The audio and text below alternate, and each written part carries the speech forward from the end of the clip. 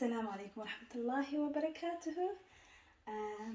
maanta waxaan sameynaynaa dish la dhaho bamia ama okra dish.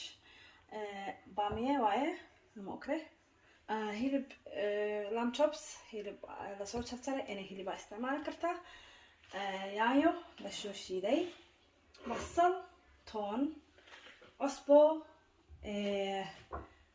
black pepper, filfil, and then coriander powder. marka intaas ayaan ka sameynaynaa insha Allah. So halkan digsiga ayaan ku haysanaa wax ku karsanaynay. dabkina waa kana oo shidaysa medium, wuxuu adiga ku yahay dabkaaga sidoo yahay already wuu kulul yahay kan. saliid adugu 3 qaado waaweyn amal oo kala ah, saliid 3 qaado amal oo waaweyn ay igu jirto. waxaan ku darsanayaa subag ayaan ku darsanayaa, saas ana ku jecel. adiga saliid kaliya ku samaysan kartaa, subag kaliyana waa ku samaysan kartaa.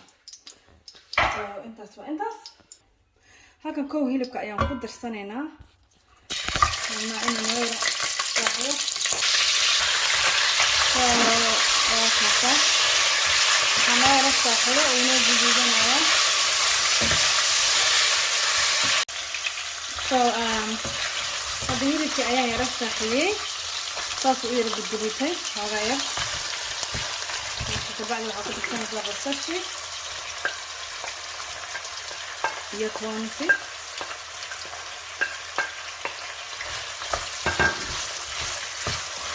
ayagana waa ku yara saaxiyinaysaa sidoo kale.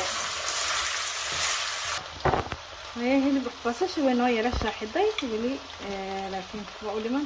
marka cusub waan ku darsanaynaa laba qaado shaah,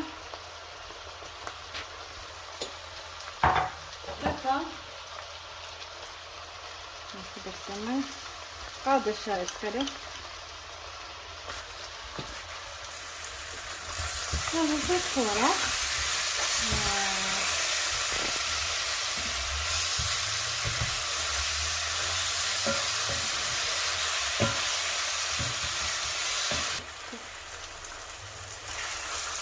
hadda isku fiican basasha noogu saaxiday.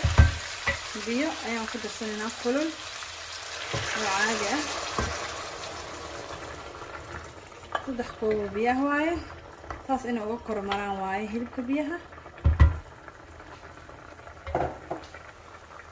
soo daboolanayna waa isku soo noqonaynaa markuu hilibka bislaado oo biyaha yaraadaan. kaasa hilibkii wuu bislaaday, majeeda bislihay saasuu u bislihay markaasiya.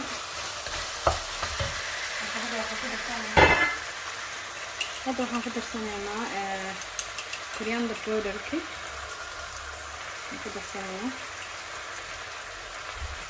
also waxaan ku darayaa nutmeg right.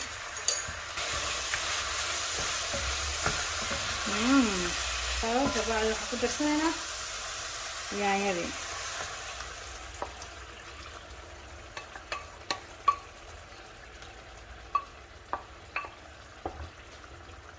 walaaqaysan wax yar baan sugaynaa yaanyada inay karkarto, kabacdi okraha ku daraynaa. soo hadda way noo kartay suugadii, waxaan ku darsanaynaa okrihii. yaanyadii wayna yara kartay, okrihii aan ku darayaa.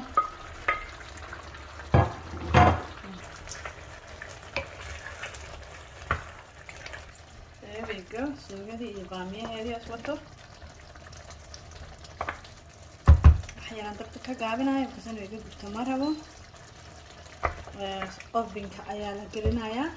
soo ovenka berihiitu hadda noo yahay in yar intuu ka kululaanayo. ovenka waa intuu kusii kululeynayo iyadana.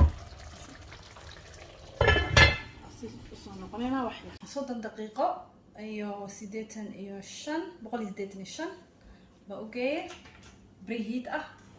already hadda wuu kulul yahay.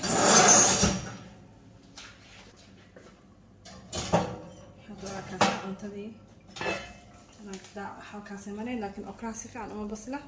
soo inta kale halkaas ayaan geenay. وأصلا نقنينا صدم دقيقة بعدي إن شاء الله. ودماذي so let's check.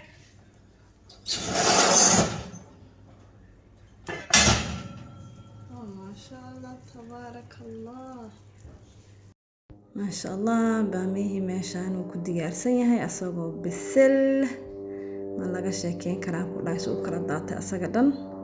bariis cad iyo couscous iyo aash iyo salad ku diyaariyay waa kaas.